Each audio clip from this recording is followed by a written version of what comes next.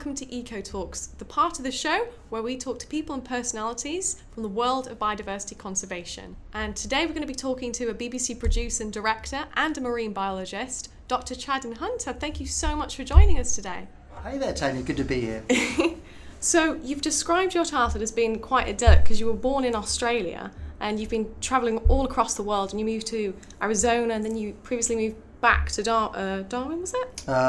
Queensland, Australia, in and out of Australia a few times. And so is this where your passion for adventure and travel and wildlife filmmaking actually began? I think so. I think it's one of those things that I can't trace back to how early it was, but I grew up in North Queensland, which is in the tropics, surrounded by rainforest and the Great Barrier Reef, and we had green tree frogs crawling through the bedroom windows. And so I think there was always, in my childhood, that closeness to nature. And it probably helped that I had a very nomadic family following parents around for work. I think that kind of that spirit of adventure and the outdoors was something that was all through my childhood. And you were also quite an avid scuba diver, and I just wondered, what was the best dive that you've been on, whether the coral reefs or ice diving, as it were, because you've been, of course, you produced and filmed Frozen Planet. Yeah, I've been diving ever since I was young in Cairns. I think a lot of the coral reef diving, sadly, has been harder and harder these days. I mean, these days I get a bit more fussy about my diving, and I think sometimes your first impression of a coral reef may be your strongest. I know if you ask David Attenborough what one of his most magical moments with wildlife was, he'll say the first time that he ever put a mask on and went underwater on the Great Barrier Reef. And I think for me as a 15-year-old diving there, it was absolutely magical. These days, I think I travel the world and a lot of coral reefs are in pretty sorry state, whether it's overfishing or bleaching.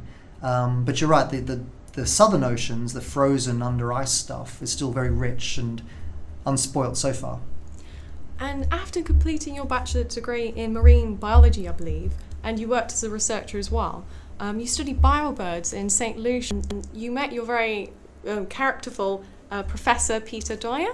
Yeah. And I just wondered what it was like working with him and also being working within the forest. Professor Dwyer was one of those characters that I think really changes the course for students. I think a lot of us in our education meet a very inspiring teacher that can hook us on a certain path. And this professor was one of those at UQ. He just had this charisma in his lecture theatres. He would come in barefoot, having come out of the Papua New Guinea bush with wild hair and a crazy beard, but just loved his subject matter so much. And I think a lot of us found him very inspiring. And I, approached him to do a project. I think when he was first suggesting bowerbirds, I was a little bit disappointed because they were small. I wanted to do animals with big brains. I wanted to do animals that were intelligent and sexy. But when I got into bowerbirds and all their sexual selection and looking at their decision making and things, I found it absolutely fascinating. And I'd already loved the forest, so for me, it was a joy kind of being out there in all that greenery. And so this interest in social behaviour and more kind of higher cognitive behaviour in higher animals led to you spending 5 years doing your PhD on Gelder baboons, I believe, in the Ethiopian Mountain National Park? Yeah. So I knew that after I finished the bird research in Queensland that I was looking for animals that had bigger brains. I really wanted to do social animals because I knew that if I could find a social animal and have to watch them day in, day out, at least there'd be interactions and it would be entertaining. As much as I think a leopard is an incredibly beautiful animal, if you're actually studying leopards day in, day out, you'd be following a lot of footprints, picking up a lot of bits of poo, analysing them. Whereas I knew that if I did something like monkeys, I could probably watch monkeys all day and be entertained because there's always something going on behaviourally. And so I was looking for a project which had sexual selection patterns which matched the stuff that I knew in Queensland. And the gelada baboons in Ethiopia happened to have a fascinating social system with female dominance and females picking and choosing males. So it fitted in the kind of the academic line that I was interested in. Yeah, because we actually see you in some of the clips and some of the interviews that you've had. Some of the males will actually come up to you and kind of use you as a shoulder buddy to say, don't mess with me because, you know, I've got a researcher buddy here and Yeah. stuff. So did you form quite close bonds with some of them, give them names? Yeah, well, I think a lot of researchers end up naming their animals because you spend a long time out in the field with no one else to talk to anyway. Obviously, primates have a lot of character, and so they all get names for identification. As a researcher, you're trained never to really get involved with them. You're not supposed to interact with an animal because you're affecting the behavior that you're trying to research. So you're trying to be as neutral as possible. You're trying not to make eye contact because it's a threat. Oh, gosh, yeah. But generally, they will use you as a bit of a tool in their social interactions. So yes, they will come and sit beside you, try and pretend that you're on their side. You have to keep putting your head down, like, you know, I'm not on anyone's side. I'm not on anyone's side. And you know, you might have favourites because of their funny behaviour, but you know, you don't get involved with the behaviour. And local people were referring to you as Monkey Man because you actually helped prevent a cull on them that was going to be imposed by the government because they were sort of cropping and eating all the crops of the local people. And I wondered whether you, from that point on, when you actually changed and influenced a conservation and policy management decision, whether you kind of thought media can actually be a very useful tool in conservation. Yeah, I think that was the kind of the key moment for me. Was all the research I was doing wasn't really doing much to change local politics. And I knew that the locals had a big problem with the monkeys. I knew that the government wanted to kill the monkeys, a bit like the badger cull in the UK. And what I found was that going on television in Ethiopia and talking about these monkeys reached many more people, and it really created a change. So for me, the power of media, just in that little stint on television, did much more for the gelada monkeys than 3 years of my research. And of course you've worked on the most incredible blue chip productions such as Frozen Planet, Planet Earth, Wild Rainbow as well, and you're currently working on a very exciting one now. But I wondered, what's one of the most extreme conditions that you've had to film, or are they kind of all unique in their own way? I think Frozen Planet really tested us. I mean, we were trying to get to the extremities of the Earth. We were trying to get to places that people had never seen, would never see. So that put us in some situations which were quite dangerous. I think under ice diving is possibly the most extreme thing we've done, because you drill a little hole through this sheet of ice and you pop through. The water is -2 degrees. It's even colder than freezing because of the salt in it. And you've got this one little lifeline, but you've got no rope tethering you. And so if anything goes wrong or you get caught in a current or something, it's really, really dangerous down there. So we went through a lot of training. We did, ice diving courses, and we have safety drills. But that feeling of dropping through ice, where the sting of that cold just bites, and causes pain so quickly, I think that to me felt like one of the edgiest things that we'd ever done. We all came back, but and got the shots. Your team. Yeah, but yeah, ice diving's about the most perilous thing I've done. And of course, you met Sir David Attenborough there, and you've met him when you were doing your research actually in Ethiopia. And I wondered, what's it like to work with him? Well, working with Sir David Attenborough is wonderful. I mean, he was a hero for many of us. So I think a lot of people in wildlife filmmaking probably point to a moment where they watched Life on Earth, or when one of David's films had an influence on them. And I think he's so respected by the public and by the people who work with him because he's always had that integrity. He's never gone out and done advertising for anything. He wants people to believe what he says, and still loves the natural world. So I think the fact that he's still going well into his 80s is just it's a privilege for all of us that he's still on television.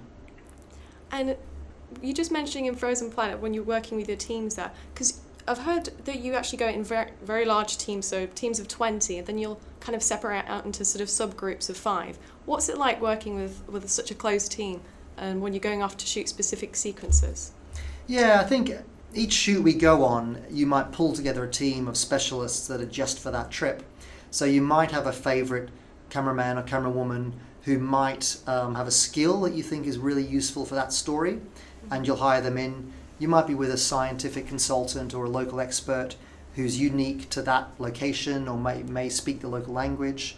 So usually each film trip is a slightly different combination of people. Even though I'm a staff producer, in the office we have 20 people who are researchers, producers, directors, but we rarely go out together. And so if I'm, say, deciding I'm going to go film in the Amazon in a few months' time, I'll probably look around for the specific freelance talent that I think will make that team gel. So often we end up working with people we enjoy working with. You know, you really want to enjoy their company because you spend a lot of time in really kind of close quarters. And have you ever been tempted, not that we want you to, because we love your documentaries, but have you ever been tempted to return back to academia and the world of science? Yeah, I do miss science, to be honest. I never thought of leaving it. I always wanted to teach biology and share biology. I think what I've found with wildlife filmmaking is a way to share that love of biology with a greater audience than I would have in the classroom. But I do miss the intellectual rigor of science. I think when you're doing research in pure science, you're really digging deep into a subject matter.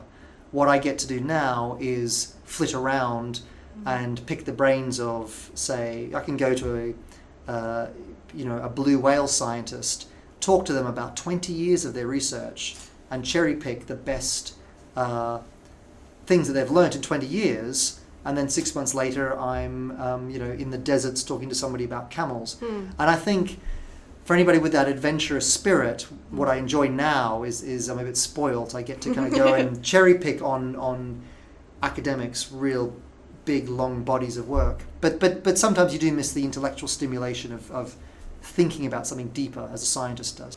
And for your brilliant Wild Arabia series, you used innovative new camera techniques and a range of cameras. But what's your favourite camera, and what's your take on using 4K as opposed to high definition in the future?